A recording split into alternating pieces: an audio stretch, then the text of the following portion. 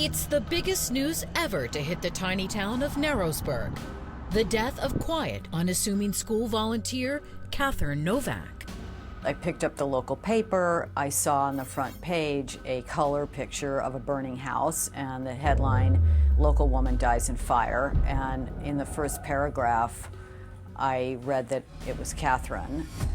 Catherine is discovered in the ashes of a house burned to the ground. Her body scorched almost beyond recognition. But was it an accident? Right from the start, something's not adding up. My immediate instinct was that she had been murdered, just because I'm a journalist and because I knew that she was involved in this divorce, and I just assumed something suspicious about this. Then suspicions turned real with a strange bit of forensic evidence. No smoke in her lungs and broken ribs indicating she'd been assaulted before the fire. She had died at some point before the fire actually consumed the house. This was a highly suspicious death that needs to be investigated to its full extent because we're probably looking at somebody killing her.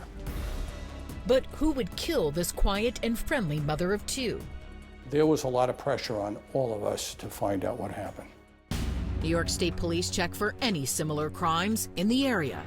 One of the things you would look at is there an arsonist out there? The answer to that was no. Is there some sex offender traveling around the area that we need to look at? There was none of that. So all of the usual things that you would start to look at started to come back empty. It's no random crime, and there is someone who arouses a lot of suspicion. Of course, her husband would be an initial first person to look at. It's her estranged husband, Paul Novak, now shacking up in Queens, New York, with his new girlfriend, Michelle LaFrance, a young EMT trainee people found odd. Michelle LaFrance was kind of a piece of work.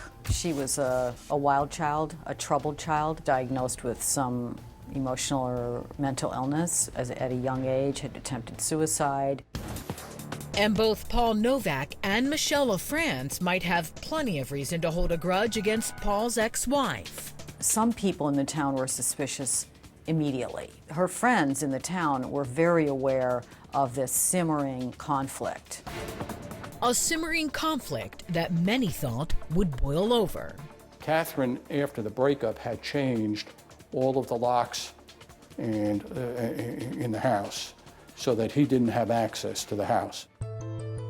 But remember, Paul says he was at his apartment in New York with his kids, 2 hours away, when the fire started. And his girlfriend, Michelle, confirms it. The spouse had, at that point, what we viewed as a, quote, ironclad alibi. He had his girlfriend, his significant other, is saying he was with me in Long Island at the time of the fire. But cops aren't so sure. They hook Novak up for a polygraph exam. The result? Paul passes the test. His answers show no deception. It was indicative that he passed it. We were up against the wall. Cops are stumped. He had an alibi, and we didn't have any other suspects. And with no suspects, the case goes cold. We know there's something wrong here. We know this death is suspicious. We don't have any other leads to look at. Despite passing the polygraph, Paul Novak still stays a blip on cops' radar for one very glaring reason. And there was substantial money involved. So there's only one person with motive.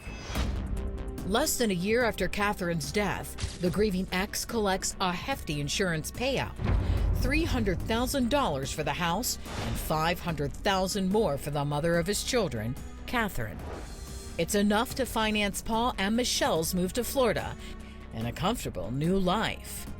It wasn't Palm Beach, it wasn't Mar-a-Lago, but it was he had some nice digs with a swimming pool. I mean, that's pretty nice for somebody who grew up in apartments in Queens, New York. And with plenty of cash in their pockets, Paul and Michelle could live the high life.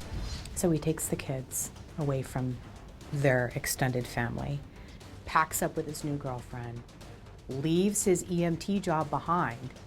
Away he goes, down to Florida. We were pretty much at a stalemate of where we could go. There's still no evidence of murder, and that stalemate goes on for years, leaving the plot where Catherine's house once stood covered by season after season of snow. It seemed the tragedy of Catherine's death was nearly forgotten, except by one person who places a call to the New York State Police out of the blue. Not only did we get her whole life story, but we also got the details of what she said she knew about the murder of Catherine.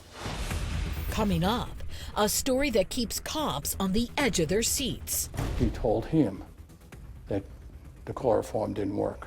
Involving a third person, saving lives or taking them. There was a third person involved, and his name was...